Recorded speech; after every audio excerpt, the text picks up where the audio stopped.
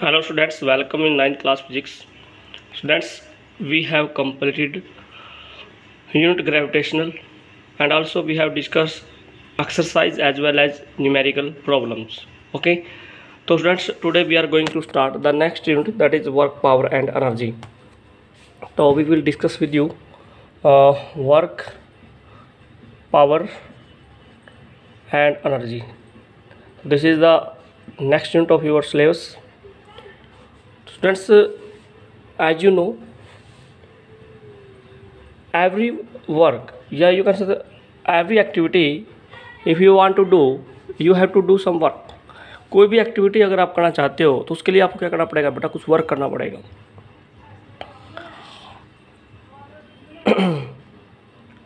तो first of all, every activity which you want to do, this is related with some energy. You have to require some energy. For example, if you want to push a block, a bullet cart, then you have to apply force. Now, yeah, you can say you have to apply some energy, and this energy is called burden. This energy is called burden. तो बेटा first of all we will define with you what is work या work done क्या होता है. Okay, तो if a force applied on a body, अगर आप किसी बॉडी पर क्या करते हो बेटा, फोर्स अप्लाई करते हो. क्या अप्लाई करते हो बेटा, फोर्स अप्लाई करते हो. तो if a force applied on a body and body displaces through displacement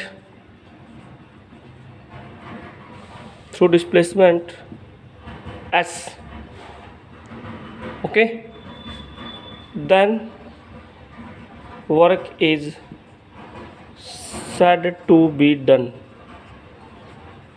तभी कहेंगे कि वर्क हुआ है बेटा. इट मीन्स अगर आप किसी बॉडी पे फोर्स अप्लाई करते हैं, फोर्स अप्लाई करने से बॉडी अपनी पोजीशन को चेंज कर जाती है, डिस्प्लेस कर जाती है, बॉडी अपनी पोजीशन को छोड़ देती है. देन यू से आपने वर्क किया है. आपने क्या किया भाई, वर्क किया है. फॉर एग्जांपल बात करें, अगर लेट्स से मान लीजिए बेटा ये कोई टेबल है, सपोज कर दैट, और इस पर कोई ब्लॉक रखा हुआ है. ओके, तो भाई आप इस पर क्या करो, फोर्स अप्लाई करो F, और ये ब्लॉक डिस्प्लेस हो जाता है कितने डिस्टेंस से या डिस्प्लेसमेंट से S. तो यू से आप क्या कहोगे, वर्क इज़ डन. क्या कहोगे बेटा, वर्क इज़ डन, वर्क हुआ है. बिकॉज यू अप्लाइड फोर्स लगाने से बॉडी की डिस्प्लेसमेंट हुई S, तो work is said to be done. अगर ये फोर्स अप्लाई करने के बाद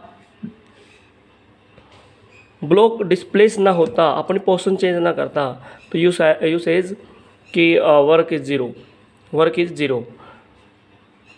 तो बेटा it means simple work done की डेफिनेशन क्या आई है कि if you applied the force on the body and the body displays through displacement S, then work is said to be done.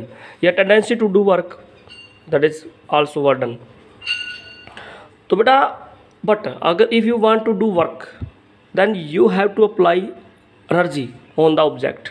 तो you can say that work done और energy will be the same concept. वो हम आगे भी discuss करने वाले हैं. ठीक है भाई. तो बेसिकली देखा जाए तो जो वर्क डन है वो 3 टाइप्स का होता है. टाइप्स ऑफ वर्क डन के बारे में बात कर लेते हैं. टाइप्स ऑफ वर्क डन, तो 3 टाइप्स ऑफ वर्क डन होता है बेटा. First one is positive work done. Positive work done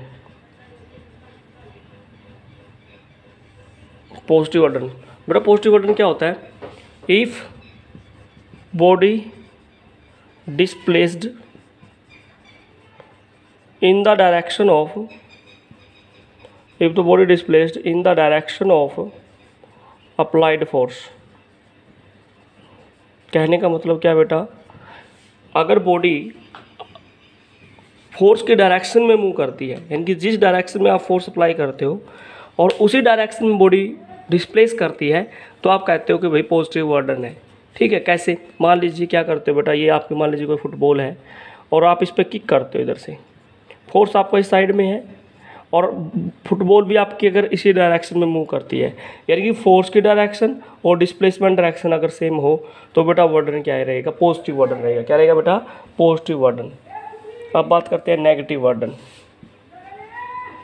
negative burden, negative burden में क्या है बेटा? Body displaced opposite to applied force. इस केस में बॉडी क्या करेगी भाई? अप्लाइड फोर्स के अपोजिट जाएगी बॉडी। कैसे?